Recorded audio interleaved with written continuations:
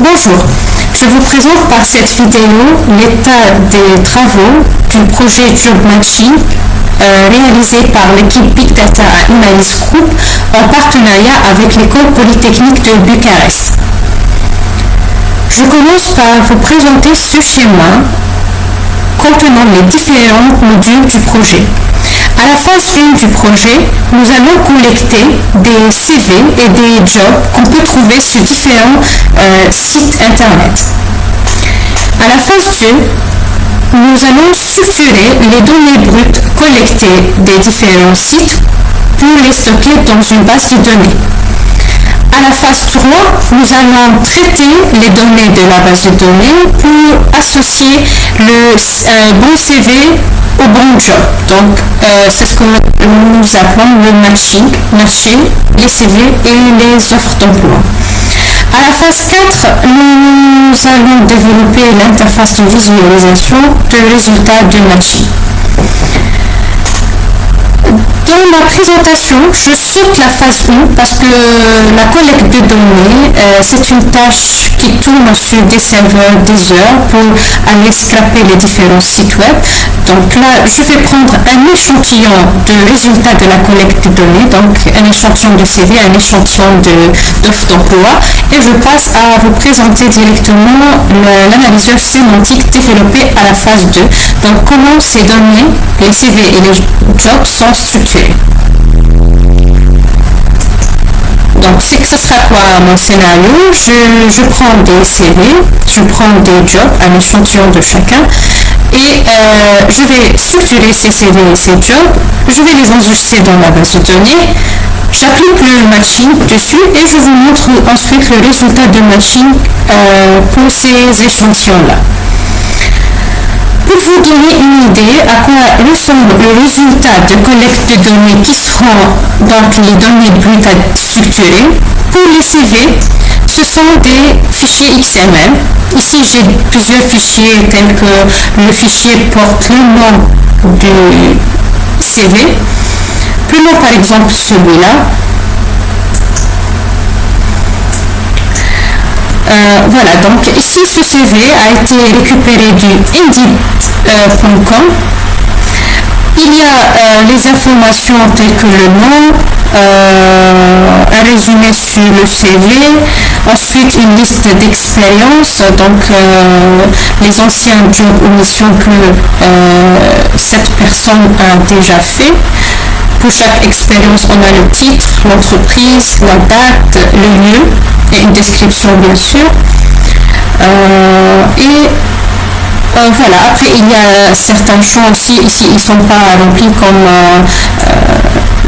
l'ensemble des skills ou compétences, les certifications, quelques informations additionnelles. Donc là, ces champs sont remplis en fonction de ce que nous avons trouvé sur le site. Un exemple pour les offres d'emploi. Donc là, c'est un échantillon d'offres d'emploi que nous avons récupéré sur le site most.com. Et là, pour vous montrer à quoi ça ressemble, donc aussi c'est un fichier XML comme pour les CV. Il est structuré de la façon suivante. Donc nous avons le titre du job, l'URL d'où ce job a été récupéré, donc c'est bien de most.com. Nous avons des informations générales sur le job, des descriptions, et voilà. Donc c'est ça les données brutes. Et ce qu'on veut faire, c'est bien structurer ces CV et ces offres pour faciliter le traitement pour le matching. Alors, pour lancer l'analyseur sémantique, donc je suis ici sur Hadoop Semantical Analyzer, donc c'est un analyseur sémantique, il tournera sur Hadoop.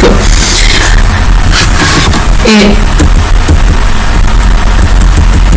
donc c'est un char, je le lance avec la commande java-jar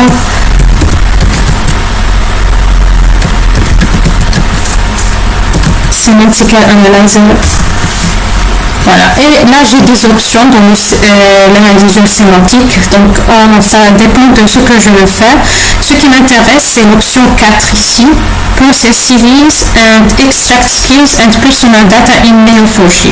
Neo4j, c'est la base de données orientée graph que nous avons choisie pour stocker les données structurées de notre projet.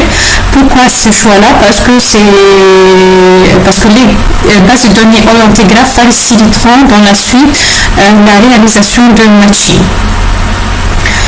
Avant de lancer l'analyse sémantique, je vous montre l'état de départ de ma base de données. Donc voilà, c'est ça. Je travaille en localhost. Donc la base de données elle est sur le pôle 74-74. Dans cette base, j'ai un ensemble de départ formé des nœuds sur les compétences, les domaines et les différents diplômes que je peux avoir. Donc là, par exemple, pour les skills ou les compétences, ici il y a quelques exemples.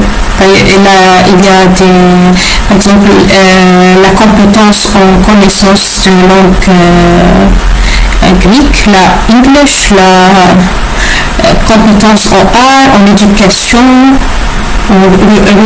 surveillance du robot, sculpture, etc. Pour vous donner une idée combien de skills nous avons dans la base de données, donc là je lance une requête Cypher pour me compter le nombre de skills. Nous avons 8050 skills dans la base de données.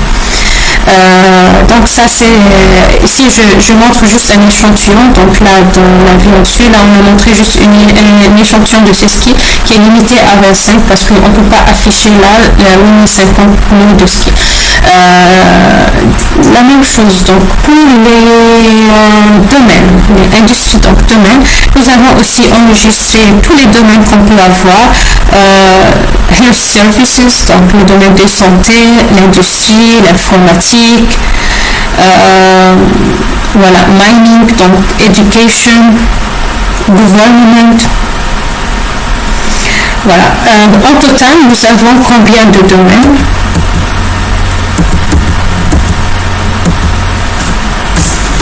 Nous avons 31 domaines enregistrés.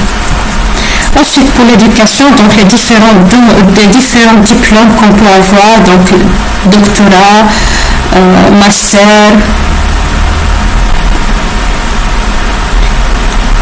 design intérieur et industriel. Donc là, ce sont les différents noms de diplômes qu'on peut avoir et qui peuvent exister dans les CV ou les offres d'emploi. Et là, pour l'éducation, donc nous avons enregistré 122 éducations existantes. À partir donc de ces informations-là, nous allons essayer à structurer les CV et les jobs. Donc chaque CV il sera représenté sous la forme de nœuds. Donc il sera représenté sous la forme d'un sous-ensemble de nœuds de skills, d'un sous-ensemble de nœuds dans industrie et un sous-ensemble de nœuds dans education. C'est ce qu'on va voir. Donc je vais lancer. Là pour lancer, donc je vais dire que je vais lancer l'option 4. Donc pour la lancer, c'est indiqué qu'il faut faire l'option 4. Ensuite le lieu où ça existe les CV, le lieu où ça existe les offres d'emploi et l'URL de la base de données. Voilà.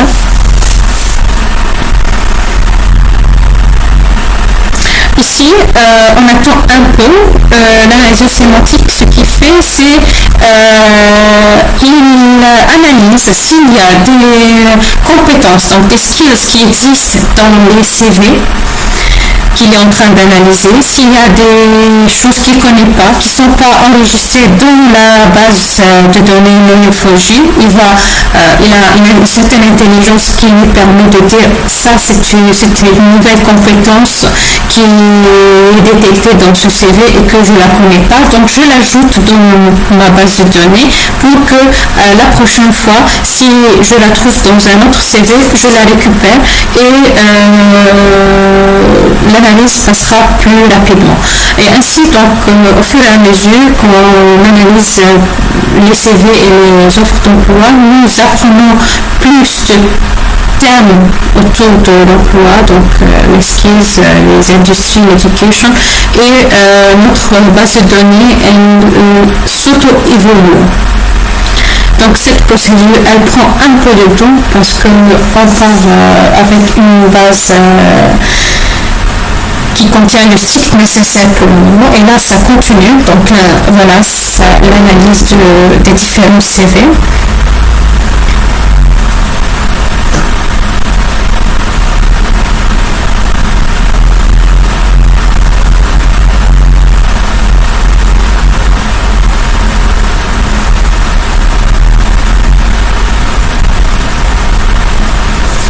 On verra qu'il y a des choses qui apparaissent là, donc personal data, experience, et les différentes relations ici qui apparaissent. PD has education, PD has experience, PD has skill. J'attends juste que ça termine pour vous montrer le résultat obtenu. Voilà, c'est fini. Donc là, j'affiche personal data, c'est quoi? Donc je vois qu'il y a des nouveaux nœuds qui sont apparus. Chaque nœud il représente un CV. Et si je clique sur un nœud, là il va me montrer à quoi il est lié. Donc là, ce CV Everton Barrett, il est lié à un ensemble de nœuds. Ici, le gris, ce sont des educational experience. Ensuite, en rose, ce sont les compétences. Voilà. Je peux faire une limitation. Donc là, je vais limiter le résultat à 4 CV, par exemple. Voilà. Donc, si je prends Anita, voilà, c'est un CV qui a été structuré de cette façon. C'est un senior software engineer qui a eu certaines expériences. Il a surtout des compétences en Eclipse, Java, Design. Voilà. Et après, donc là, il y a aussi d'autres nœuds qui sont expériences qui ont été ajoutées, donc les expériences des CV. Si je clique sur cette expérience-là, il va me dire il est lié à quel CV, et là on voit c'est Sani Kumar. Les certifications qui ont été détectées dans les CV, donc là on a 3 certifications. Celle-là, elle appartient à Chris Mathieu, celle-là. Apparemment, il n'y a qu'un seul CV qui a des certifications. Donc c'est tout. Après, dans les relations, donc pour chaque profil créé, nous avons des relations. Donc un profil il est lié à une certification, à une éducation, à une expérience et à un skill. Nous faisons donc la même chose maintenant pour les jobs. Donc je lance à nouveau le matcher, le semantical analyzer. Donc ça c'est l'option 5, Process Job Offers and See Them in Neo4j. Donc je lance l'option 5 avec les mêmes entrées.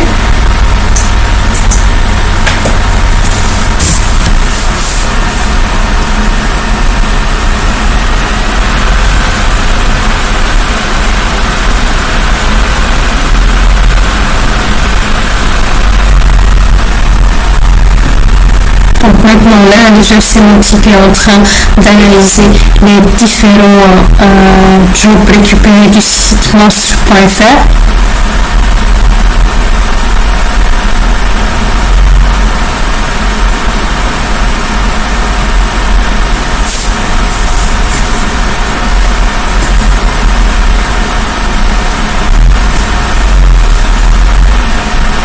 la procédure prend un peu de temps.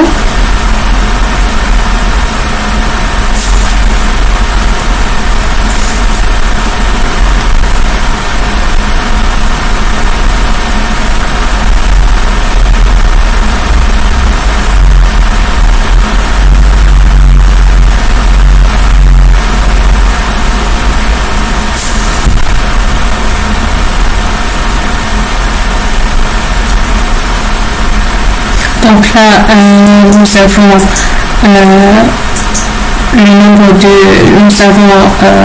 ces offres d'emploi qui sont en train d'être structurées et traitées par l'analyseur sémantique.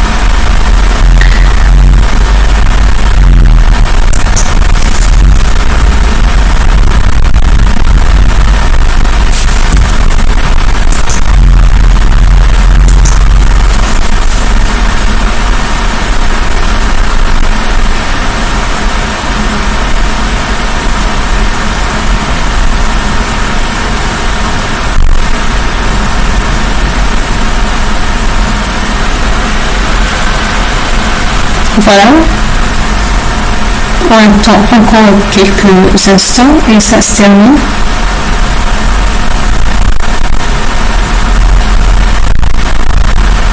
Voilà, c'est fini. On va mettre à jour notre base de données. Et là, on va apparaître Jubrol. Jubrol, donc chaque nœud ici correspond à un job récupéré du site monstre. Si on clique sur un job, on va voir à quoi il a été lié parmi les nœuds qui existent. Donc par exemple le job aircraft a été lié à une éducation en baccalauréat au niveau équivalent. C'est un job dans le domaine de software et il nécessite des skills en emailing, Linux, Unix, research. Voilà, et pareil que pour les profils, nous avons des relations qui ont été créées entre un job role et une éducation, job role et industrie et job role et skill. Donc voilà pour cette partie. Si vous voulez plus de détails sur aussi le job à part cette vue en nœud, si on prend par exemple la vue en liste, donc ici on voit donc pour chaque job la structure qui est donnée là. Donc chaque champ qui est dans le XML il est repris ici, donc pour garder les informations telles qu'il a été fait. Et donc ça c'est en plus de la relation qu'on a créée entre un job et les différents nœuds skills, education et industrie. On a ajouté le statut open, c'est pour dire que ce job il est ouvert pour candidature. Quand il sera occupé, on change cela à occupy. Et voilà, ainsi de suite. Pour les profils, c'est la même chose. Donc là, on a la liste, l'ensemble d'informations que nous avons dans le fichier XML. Ils sont gardés dans le contenu de chaque nœud. Maintenant, pour vous montrer comment est-ce qu'on va interroger la base de données, nous avons donc nous avons développé des services web. Les services web, ils sont des services RESTful et pour les appeler, nous allons utiliser Postman. Donc, pour récupérer un profil, donc si je vais récupérer un profil qui a un ID donné, je dois appeler le serveur Neo4j via cette URL. Et là à la fin je dois mettre l'ID, je vais récupérer un ID au hasard, donc je vais sur un personal data, je récupère par exemple pour celui-là, Charlier, il a l'ID qui est affiché 8304. 8.304 et je lance et je dois récupérer les données sur ce profil. Donc c'est ce que je vois ici, c'est la structure qui correspond à ce profil, donc l'ensemble des skills, les certificats, les expériences et son âge. Et pareil pour l'offre d'emploi, donc là, si je prends cette URL, donc j'appelle le web service par get job, donc récupérer le job, et là je vais récupérer un ID d'un job role, et je récupère par exemple celui-là, il a l'ID 8420.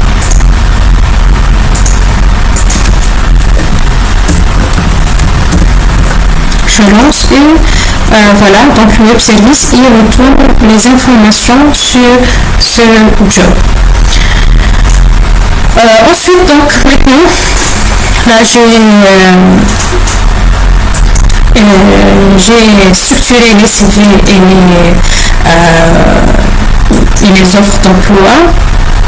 Je vais passer à la phase 3 pour vous montrer comment je lance le matching et qu'est-ce que le matching va faire sur ces données. Donc, dans ce scénario, le scénario de départ, donc là, on a fait la structuration, on a vu comment ils sont enregistrés. On va maintenant appliquer le matcher. Donc, pour cela, on lance un autre jar qui est Neo4j matcher, donc jar.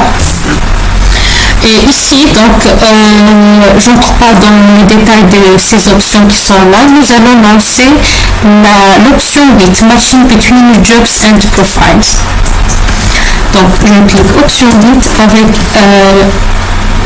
l'URL de ma base de données Neo4j et c'est parti.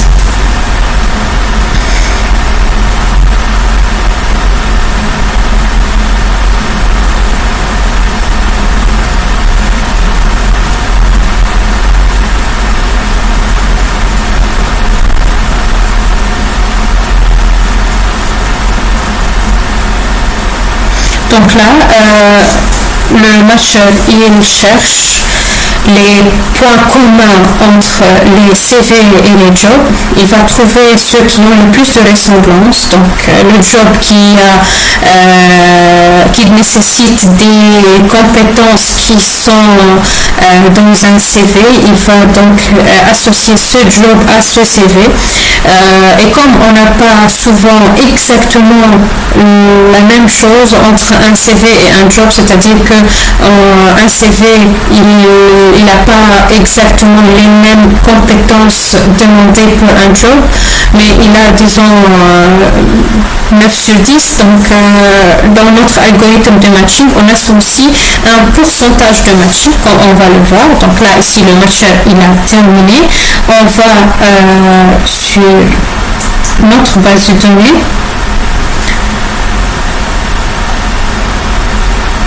On voit qu'il y a une relation ici qui a été créée, job role has candidate. On clique dessus et là on voit que voilà, en fait ici il a associé, là en bleu ce sont les personal data, donc ce sont les CV, et en vert ce sont les job roles, les missions. Donc là ce qu'on va faire c'est éliminer la limitation pour montrer tout d'abord les résultats le résultat global de tout le matching.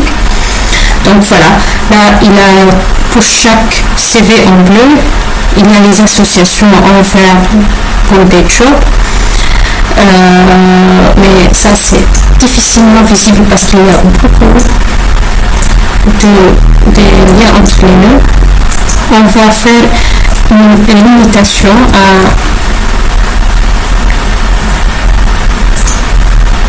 donc quelques CV. Je vais prendre 4 noms par CV. Donc là il m'a donné pour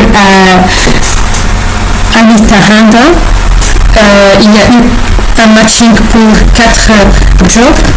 Si je passe la souris sur le lien, je vois tout en bas qu'on dit le matching score, pour cela c'est 75, pour cela c'est 40%, pour cela c'est 25% et pour cela c'est 11%. Après, si je clique là 2 fois sur ce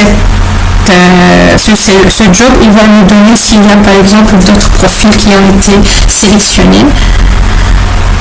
Voilà, on voit que oui, il y a plein d'autres. Après, en fait, comme ici, c'est pas très bien visible, le mieux c'est de consulter le résultat de matching via mon web service. Pour cela, je passe sur Postman et je vais appeler le web service.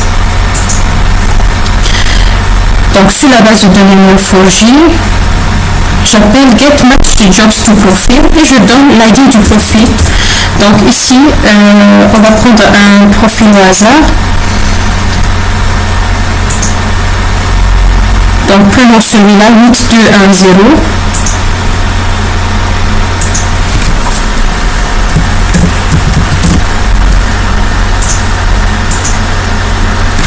Voilà, le résultat il n'est pas lisible pour l'instant, donc ce sera dans la phase 4 de visualisation des données que nous allons